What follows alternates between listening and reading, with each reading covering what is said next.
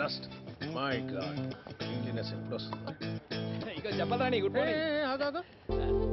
తిరుగు ఏం షర్టా వాల్ పోస్టర్ దీనికేమైంది sir? Dress code Gautam, dress code.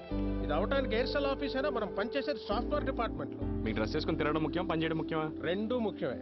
Sania మిర్జాకి ఏం లేకయ్యా, పొట్టి పొట్టి స్కర్ట్లు వేసుకొని టెన్నిస్ ఆడుతుంది. రాహుల్ గాంధీకి మోడర్న్ డ్రెస్సులు కొనుక్కోవడం డబ్బులు లేక కత్తెర బట్టలు తొడుక్కొని అలా తిరుగుతున్నాడు. That's the dress code. ఆ డ్రెస్ కోడే సామాన్య మనుషుల నుంచి మనలాంటి సంథింగ్ స్పెషల్ పీపుల్ ని సెపరేట్ చేసి చూపించేది. Super sir. నువ్వు వేసుకున్న డ్రెస్సింగ్ లోనే నీలో ఉన్న ఆత్మవిశ్వాసం బయటికి తెలుస్తుంది. ఓవర్ యాక్షన్ చేయకు. నాకు తెలుసు కూడా ఆత్మవిశ్వాసం, నాకు మాత్రమే తెలుసు కూడా అహంకారం. ఏదే మళ్ళీ చెప్పు. అదే సార్, ఆత్మవిశ్వాసానికి అహంకారానికి వెంటికి వస్తే తేడా అని చెప్తున్నాను సార్. చాలా బాగుంది.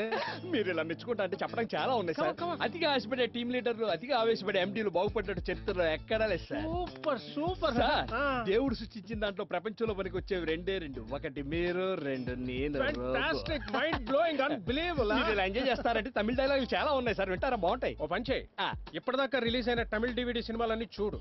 అందులో పంచ్ డైలాగులు నోట్ చేసుకుని ఆఫీస్ తీసుకురా, మనం అక్కడక్కడ అంటిద్దాం. అవి చూస్తూ స్టాఫ్ చాలా ఉత్సాహంగా పనిచేస్తారు.